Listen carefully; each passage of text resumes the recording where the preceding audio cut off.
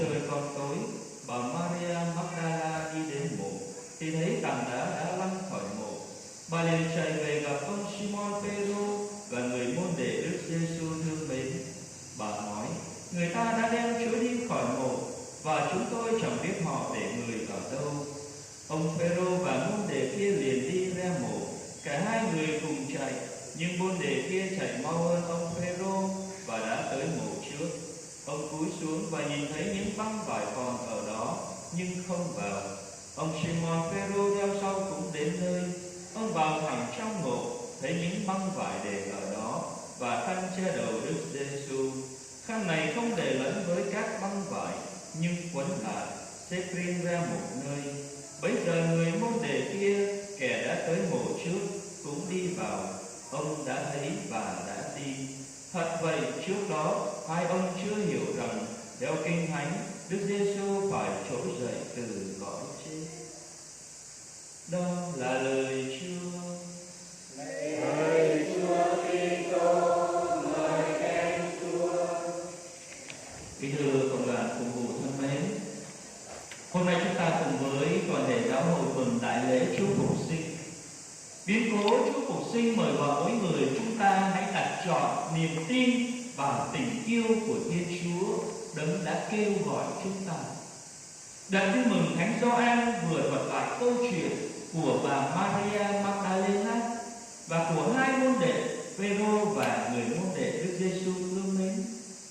Người môn đệ Đức Giêsu thương mến tin mừng Gioan này không liệt kê đó là ai, nhưng còn muốn dừng lại một nhân vật, đó là bà Maria Magdalena.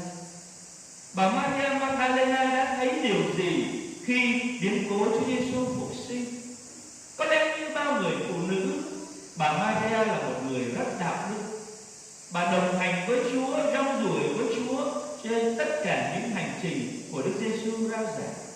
Tất cả những gì Chúa Giêsu nói, tất cả những gì Chúa Giêsu làm, bà đều chứng kiến nhất. Bà đều chứng kiến tất cả mọi sự như vậy. Và phải trong nơi mỗi một người phụ nữ, có lẽ Chúa đặt để nơi họ một lòng đạo đức, một đời sống phục vụ, một đời sống đồng hành với gia đình của mình. Nhưng điều đó chưa đủ. Một người rất đồng hành với Chúa nhưng không hiểu điều gì đã xảy ra với biến cố Chúa phục sinh. Lạ kỳ thay, có lẽ mỗi người phụ nữ của chúng ta cũng vậy chăng?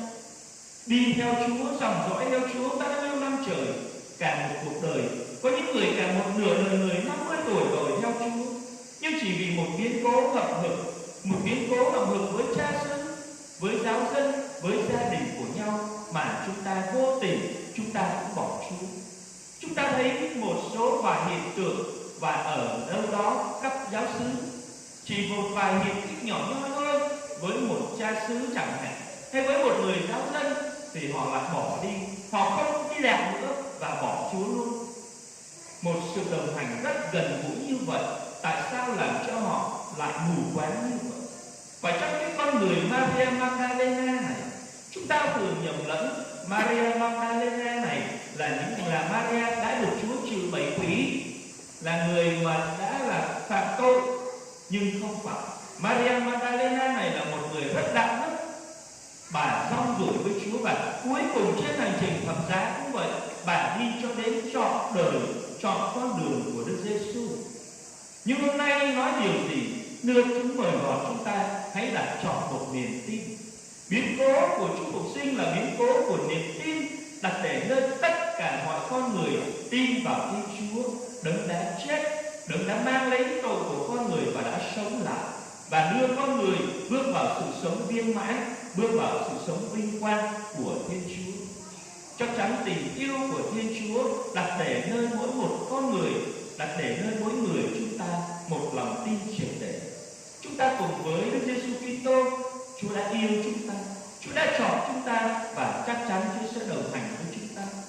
Chúa ở với tất cả mọi người, mọi con người về mọi phương diện, nhưng đứng trước những thử thách đó, chúng ta cần phải có thác niềm tin của chúng ta cho chính tình yêu của Thiên Chúa. Và vì vậy mà cả thế giới này hôm nay chúng ta thấy trong Thánh Vịnh 118, đây là ngày Chúa đã làm ra, tất cả hãy vui mừng hoan hỷ. Ngày mà Chúa đã làm ra đó là ngày đưa toàn thể tạo thành này bước vào một sự viên mãn. Ngày mà Chúa đã làm ra, đó là Chúa sống lại để đưa tất cả con người bước vào sự sống của Thiên Chúa. Từ nay con người không bước vào trong đường lối tội lỗi nữa. Từ nay con người bước vào trong một đời sống thánh thiện.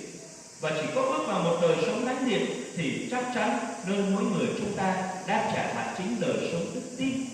Con muốn lượt qua như vậy để cho thấy ngay cả những người môn đệ Phêrô và người môn đệ thương mến, hai người đồng hành với Chúa cũng như thế, nhưng không biết biến cố gì đang xảy ra với họ. Và người chạy môn đệ chạy theo sau, như Tin Mừng Gioan hôm nay nói, ông đã thấy và đã tin. Ông đã thấy tất cả. Phải chăng Maria đã thấy, nhưng mà phải chăng là bà không tin? Bà biết đó nhưng không biết sự kiện gì, không tin vào tất cả những gì Chúa Giêsu đã nói. Nhưng ước gì nơi mỗi người chúng ta một đời sống đức tin Chúa đã trao ban cho chúng ta cần phải sống đời sống đức tin đó. Xin cho chúng ta luôn can đảm, đã can đảm bước đi theo Chúa. Xin cho chúng ta bước đi theo Chúa cho đến trọn đời, để tất cả những gì đó, tất cả những biến cố trong cuộc đời của chúng ta trao phó cho Chúa với một niềm tin Chúa đã yêu chúng ta, Chúa đã chết trên thập giá, đã sống lại và đưa chúng ta bước vào sự sống viên mãn của tình yêu này. Amen. Xin mời cộng đoàn